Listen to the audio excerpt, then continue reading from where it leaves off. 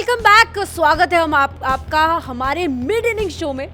ले आई हूं मैं क्रिकेट एक्सपर्ट हमारे साथ। Well, one vote for India's innings here. Dhriti, I think it is good and we can fight it out.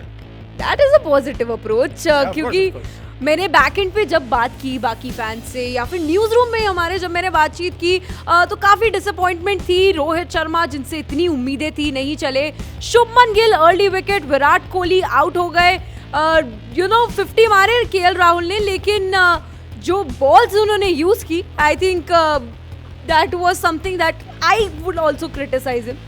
सो क्या लगता है कि ये चेजेबल है ऑस्ट्रेलिया के लिए? क्योंकि यहाँ मेरे जहाँ से मैं देख रही हूँ बिल्कुल चेजेबल है। दो आपकी सर यहाँ पे बहुत पॉजिटिव अप्रोच है। धृति, देखिए, मैं तनवीर की तरफ से भी बात कहना चाहता हूँ। शायद वो चकदे का डायलॉग है ना, अनुभव इसी को कहते हैं।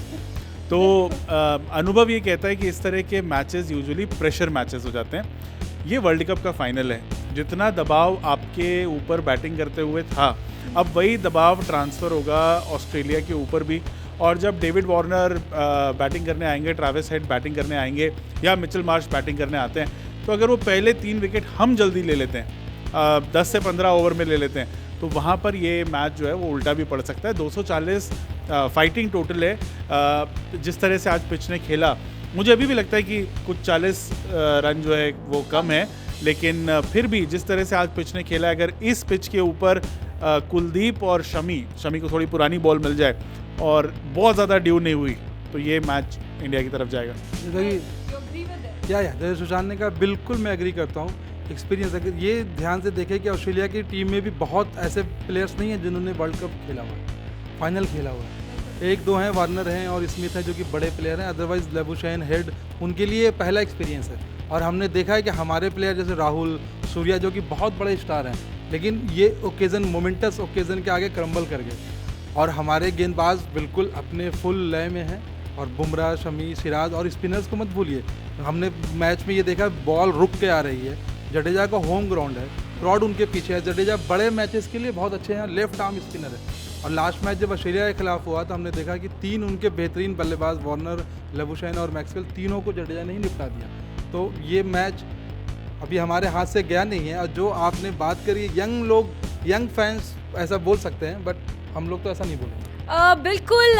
वेल, यहाँ पर होप्स काफ़ी ज़्यादा हाई है अगर आप देख रहे हैं, लेकिन काफ़ी सारी बातें हमने लाइव में भी की थी कि विराट कोहली जो आउट हुए हैं वो केएल राहुल की वजह से, क्योंकि अभी शशांक से बात करी थी, वो he is not too much of a KL Rahul fan. और विराट कोहली के आउट होते ही वो सो डिप्रेस कि ये आउट तो केएल राहुल की वजह से है, क्योंकि उन्होंने प्रेशर बनाया है विराट कोहली पे। So do you agree with that? नहीं, ये देखिए, ये गलत आरोप है। और मैं ऐसा नहीं कि मैं राहुल का फ़ैन हूँ या कोहली का फ़ैन हूँ, मैं टीम इंडिया का फ़ैन हूँ। मुझे लगता है कि वो 11 के 11 खिलाड़ी, बड़े खिलाड़ी। मैं तो आज सुबह ये भी कह रहा था मजाक में कि आज शमी सेंचुरी बना देगा। तो देखिए, अच्छी पारी खेली, जितनी भी अच्छी पारी खेली। देखिए, राहुल ने जिस समय पे बैटिंग की, उस समय पे इनिंग्स को बिल्ड करना ज़रूरी था। वो जानते थे कि आगे जो बैटिंग आ रही है वो उस हिसाब से बैटिंग हो नहीं पाएगी और उनके ऊपर दारोमदार आएगा। अगर आप इमेजिन कीजिए, सूर्य कुमार यादव और कुलदीप की जगह अगर आपके पास राहुल आखिरी के 10 ओवर में होते बैटिंग करते हुए, तो ये स्कोर कहाँ पर पहुँचता। वो कोशिश कर रहे थे कि वो मैच को लास्ट तक लेके जाएं। अनफॉर्चुनेट रहे कि आउट हो गए। अदरवाइज मुझे नहीं लगता कि आज राहुल ने परिस्थिति के हिसाब से, मैच के हिसाब से कोई गलत बैटिंग की। आपका भी यही कहना है? बिल्कुल। और कोहली जिस तरीके के शॉट खेल के आउट हुए, वो ऐसा नहीं कि कोई बहुत एग्रेसिव शॉट खेल रहे थे। वो एक डिफेंसिव शॉट था, वो हल्के से बॉल को नच करके सिंगल लेना चाह रहे थे। आई थिंक ज्यादा बाउंस हो गई थी। हाँ, वो बॉल थोड़ा ज्यादा बाउंस हुई और थोड़ा लक भी फैक्टर था यहाँ पर। नहीं कर पाए वो उस बॉल को, आई थिंक सही से नहीं रीड कर पाए। सही जगह पर बॉल अचानक से उठ गई and he was anticipating ball at a shoulder height, but ball came till his face and bat again जो रोहित के साथ हुआ, इस बार बैट अंदर की तरफ घूम गया और बॉल टिप कर गई। शमी के साथ भी सेम सीन हुआ था, बट शमी की बॉल थोड़ी सी विकेट के ऊपर रह गई थी और कोहली अनफॉर्चुनेट रहे। वो मेरे ख्याल से it's just a matter of luck कि वो विकेट पे लग गई। That's all.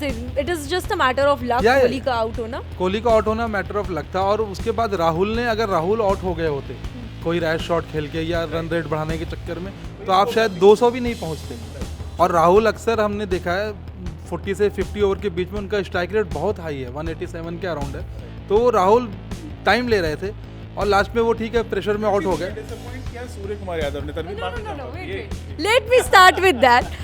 सो जो व्यूअर्स नए जुड़े हैं, ये मैं बता दूं that mister Mohan and I was in a debate. मुझे ऐसा लग रहा था एक ऑफ स्पिनर को खिलाना चाहिए, but according to him Surya Kumar Yadav जो कर दिखा सकते हैं, we need an extra batter.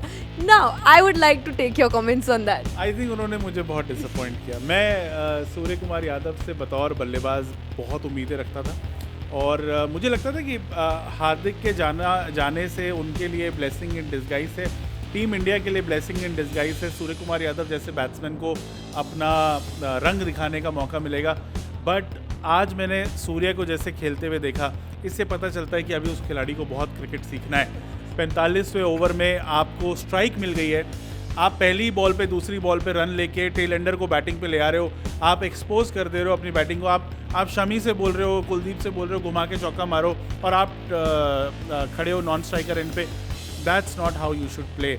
आपको विराट की बल्लेबाजी देखनी चाहिए थी या आपको डेविड मिलर की बल्लेबाजी देखनी चाहिए थी। जब कोई बैट्समैन क्रीज पर होता है वो अपनी टेल को एक्सपोज नहीं होने देता, अपने पास स्ट्राइक रखता है। बट आज सूर्य ने जिस तरह से खेला बहुत डिसअपॉइंट किया। वेल, यहाँ पर मैं एक हार्श क्वेश्चन पूछना चाहूंगी। क्या आपको लगता है सूर्य कुमार यादव T20 में ही ठीक है? He is not an ODI batter. जिस तरह से बैटिंग कर रहे हैं अब मुझे लगने लगा है कि वो T20 के लिए फिट हैं। ODI के हिसाब से बैटिंग नहीं करते, पर अगेन कहूँगा अनुभव बहुत मैटर करता है। शायद इस पारी से अब अनुभव लेंगे और थोड़ा परिपक्व होकर खेलेंगे। बिल्कुल। और आपके सेम ओपिनियंस है कि आपको लगता है कि सूर्य कुमार यादव जो है ये अफवाहें भी हैं, ये रूमर्स भी हैं कि अब शायद सूर्य कुमार यादव अगला जो हमारा T20 फॉर्मेट हम खेलेंगे उसमें कैप्टन दिख सकते हैं हमें। तो आपको लगता है ODI नहीं खेलना चाहिए या फिर उनको दो अब ODI 1 साल तक है भी नहीं, तो आपको लगता है कि अब ODI में सूर्य कुमार यादव नहीं फिट? सूर्य यादव अभी ODI के लिए तैयार नहीं है, लेकिन जैसे सुशांत ने कहा कि जब आप उनको खिलाएंगे नहीं तो एक्सपीरियंस कैसे आएगा उनको। तो उनको खिलाना है और उनको धीरे धीरे और मैनेजमेंट को और टीम के जो बैकएंड तो उनको बात करनी होगी कि भाई हम आपसे क्या चाहते हैं, आपका रोल क्या है। धृति, आप इसमें ये बात भूल जाते हैं कि शुभमन गिल परफॉर्म नहीं कर पाए इस मैच में। हम सूर्य के ऊपर ये बात सिर्फ नहीं रख सकते। श्रेयस अय्यर 4 रन पे आउट हो गए, तो आपके 2 टॉप बैट्समैन जिनको एक्चुअली परफॉर्म करना चाहिए था उन्होंने परफॉर्म नहीं किया। Prince of Indian cricket Shubman Gill, जिनका ये होम ग्राउंड माना जा रहा था, जब वो परफॉर्म नहीं करते हैं तो उनको आगे मौका मिलेगा। कोई सवाल नहीं उठा रहा है कि क्या शुभमन गिल को ODI खेलना चाहिए अब आगे। वो डेंगू के बाद से आने के बाद एक मैच चलने के बाद से चले नहीं हैं। और श्रेयस अय्यर इस मैच के अंदर एक अजीब सी इन स्विंग बॉल पर आउट हो जाते हैं, इनर कट लग जाता है, इनर एज लग जाता है। तो पॉइंट ये है कि हम सूर्य के ऊपर सवाल उठा रहे हैं, पर वो जो 3 बल्लेबाज नहीं चल पाए उनके अलावा उनके ऊपर भी हमें सवाल उठाने चाहिए। तो मेरे हिसाब से ये कहना कि ये सूर्य के लिए आखिरी मैच है, आखिरी चीज़, ये थोड़ा ज़्यादा हार्श हो जा रहे हैं हम। और अभी भी मैच ख़त्म नहीं हुआ है। जिस बॉलिंग यूनिट की वजह से हम यहाँ पर पहुँचे, अब उनका जलवा देखने की बारी है।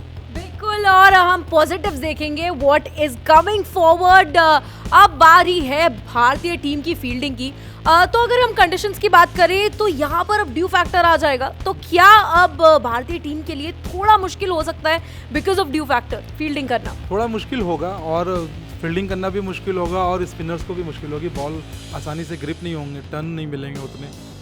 और देखिए सेमीफाइनल में हमने अच्छी फील्डिंग नहीं की है, हमने कुछ कैचेस ड्रॉप किए हैं और उस तरीके के अगर कैचेस हमने आज ड्रॉप किए तो फिर ये मैच हमारे हाथ से बिल्कुल निकल जाएगा, क्योंकि आपके पास 400 रन की लग्जरी नहीं है कि आप 400 रन डिफेंड कर रहे हैं 1-2 कैचेस, बल्कि हमें हाफ चांसेस को भी फुल में कन्वर्ट करना होगा। और अफ्रीका उस दिन जो साउथ अफ्रीका हारी है उन्होंने भी इसी वजह से हारे कि उन्होंने विकेट तो ऑस्ट्रेलिया को प्रेशर में लाया, बट उन्होंने कैचेस ड्रॉप किए। हाफ चांसेस थे, बट बड़े मैच में आपको वो सारे ग्रैब करने पड़ेंगे। जिस तरीके का कैच उन्होंने रोहित का लिया, हेड ने जब रोहित को डिसमिस किया, वो बहुत ही शानदार कैच था। और तनवीर, मैंने जितना भी डोमेस्टिक क्रिकेट भी फॉलो किया है, खेला है, छोटे स्कोर के मैच में धृति हमेशा फील्डिंग मैच का डिसाइडिंग पॉइंट होती है।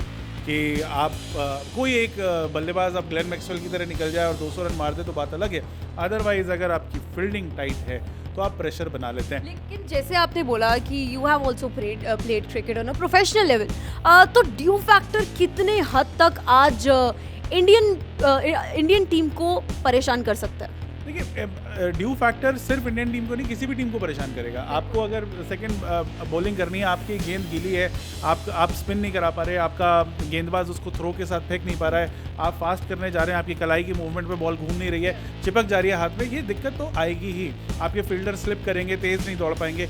लेकिन पॉइंट वही है कि जितना आप पहले 15 ओवर में कम रन खाएंगे और उनके विकेट निकालेंगे, नई बॉल के साथ दिक्कत नहीं आएगी। शाइन बॉल ड्यू पर भी उतनी ही स्विंग होती है, पुरानी बॉल के साथ दिक्कत आती है। तो पहले 15 ओवर बहुत इंपॉर्टेंट है भारत के लिए। अगर पहले 15 ओवर में 3 विकेट निकल जाते हैं, ये मैच भारत की झोली में जा सकता है।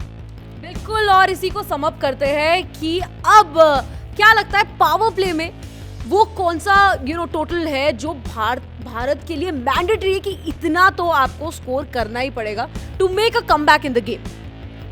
मैं फिर से आपका सवाल में समझ नहीं पाया। आपको क्या लगता है, सरल भाषा में बोलती हूँ, कि पावर प्ले में क्या लगता है इंडिया को कमबैक करने के लिए कितना टोटल बनाना चाहिए एटलीस्ट पावर प्ले में? इंडिया को टोटल या ऑस्ट्रेलिया? मैं समझ नहीं पा रहा था, मैंने कहा कि इंडिया को कौन सा, सॉरी, यस, ऑस्ट्रेलिया को कि वो मैच में जो है अपना डोमिनेंस बना के रखे। देखिए, ऑस्ट्रेलिया ऑलरेडी मैच में डोमिनेंस बना चुकी है।